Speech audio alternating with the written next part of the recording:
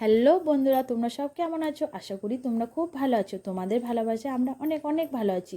আর বন্ধুরা দেখো, এই ভিডিওটা হচ্ছে কালী পুজো পরের দিনকে ভিডিও। তো আমার এই ভিডিওটা আপডেট দিতে দেরি হয়ে গেছে। তো বন্ধুরা তোমরা কেউ কিছু মনে করো না, একটু কষ্ট করে দেখে নিও।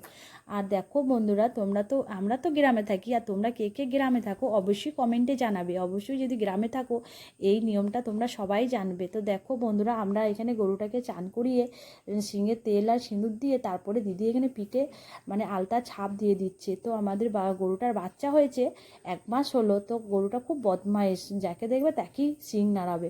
তো আমি একটু দিদিকে বললাম, ঠিক আছে আমি ধরে দিচ্ছি, তুই একটু ভালো করে দিয়ে দে। মানে আমি সামনের দিকে ধরেও দিদি দিতে পারছে না, মানে এতটাই ভয় পাচ্ছে ও, মানে দিবে ও, তারপরে তো পা হাত ছুটছে, তা কী করে দেবে বলো বন্ধুরা, এতটাই বদমাইশ করছে। তারপরে আমি দিদিকে বললাম, না দিদি ছেড়ে দে, আর দেওয়ার দরকার নেই, যা বদমাইশ করছে ও হাতে পায়ে লেগে যাবে। তো আমার একটা যেটার মেয়ে এসে বলছে, দিদি তুই পারবি না, কই দে আমিই দিয়ে দিই। তো ওকে দেখো মাথা নড়াচ্ছে। দেখো বন্ধুরা, মানে এতটাই বদমাইশ গরুটা, দেখতে পাচ্ছ বন্ধুরা, ওকে দেখো মাথাটা এমন নাড়ছে। তো আমি বললাম বেশ ঠিক আছে, ওকে আর দেওয়ার দরকার নেই। দেখো বন্ধুরা, আমার দিদি ওখানে আয়না দিয়ে সিরুম দিয়ে ওর মাথা আঁচড়িয়ে দিচ্ছে, আর বোন তারপরে সুযোগ পেয়েছে একটু, তারপরে একটা দিয়ে দিল ধাপাস করে ছাপ। তো দেখো বন্ধুরা, এখানেও বোন আবার আমি বললাম বাচ্চাটাকে দিয়ে দে, তো ওর বাচ্চাটাকে দিয়ে দিচ্ছে।